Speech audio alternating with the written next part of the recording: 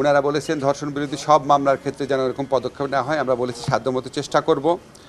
ওনারা বলেছেন একটা বিশেষ দাবি করেছেন, শুধু ধর্ষণের মামলার বিচারের জন্য একটা স্পেশাল কোর্টের কথা বলেছেন।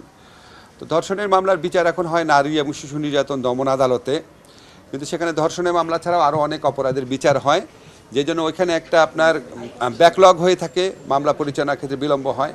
আমি ওনাদের কথা সহৃদয়তা শুনেছি, যৌক্তিকতা আছে স্বীকার করেছি, এবং এই লক্ষ্যে আমাদের যা করণীয় আছে, আমার তো একা সিদ্ধান্তে হবে না, উপদেষ্টা পরিষদে আলোচনায় বিষয়টি তুলব এবং যথাসাধ্য চেষ্টা করব যে এই ব্যাপারটা এক্সপ্লোর করে এটা করা যায় কিনা, করা গেলে যত দ্রুত সম্ভব করার ক্ষেত্রে আইন করেছি। এই আইনটা আমরা আজকে সার্কুলেট করছি কিছু কিছু স্টেক হোল্ডারের কাছে। যত দ্রুত সম্ভব আমরা এই আইনটা কঠোরভাবে প্রণয়নের আইনটা কঠোর করার চেষ্টা করব, যাতে ধর্ষণের মামলার বিচার শুধু দ্রুত না, এবং বিচারটা যেন নিশ্চিত হয় এবং যথাযথ যেন বিচার হয়। আজকে আমাদের মেয়েদেরকে যেভাবে আক্রমণ করা হচ্ছে বিভিন্ন গোষ্ঠীর থেকে, এবং যেভাবে ধর্মের অপব্যাখ্যা দিয়েও তাদের উপর আক্রমণ করা হচ্ছে, আমরা এটার বিরুদ্ধে জিরো টলারেন্স নীতি গ্রহণ করেছি।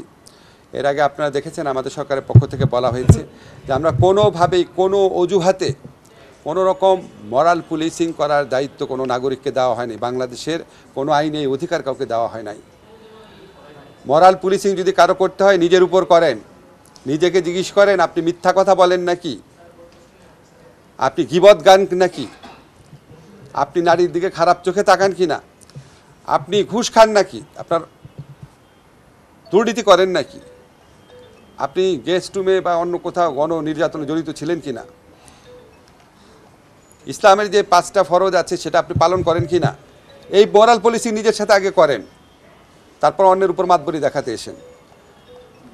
এটা হচ্ছে আমার সাধারণ নাগরিক হিসাবে যারা আমাদের মেয়েদেরকে রাস্তাঘাটে বিভিন্ন জায়গায়, বিশেষ সাইবার স্পেসে যারা বিভিন্নভাবে উত্ত্যক্ত করছেন, তারা আগে নিজের প্রতি মোরাল পলিসিং করবেন, তারপর নিজের মা বাবা, নিজের ভাই বোন, নিজের স্ত্রী পরিবার তার প্রতি করবেন, তারপর আপনি বিবেচনা করবেন ইসলাম আপনাকে অন্য কারোর উপর মোরাল পলিসিং করার অধিকার দিয়েছে কিনা।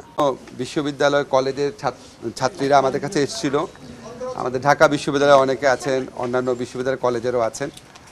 আজকে ওনারা আমাকে যে সমস্ত কথা বলেছেন, এটা তো আসলে আমার নিজেরও মনের কথা। ওনাদের যে ক্ষোভ, দুঃখ, কষ্ট, তারপরে যে প্রত্যাশা সরকারের কাছে, সেটা তুলে ধরেছেন। এবং আমি তো অবশ্যই মনে করি প্রতিটা দাবি অত্যন্ত যৌক্তিক, এবং ওর মধ্যে কিছু দাবি ছিল। একটা, ওনারা বলেছেন যে মাগুরায় যে ঘটনাটা ঘটেছে, জঘন্য ঘটনা ঘটেছে, সেটা যেন সর্বোচ্চ দ্রুততার সাথে বিচার নিশ্চিত করা হয়। আমরা ওনাদেরকে আশ্বস্ত করেছি।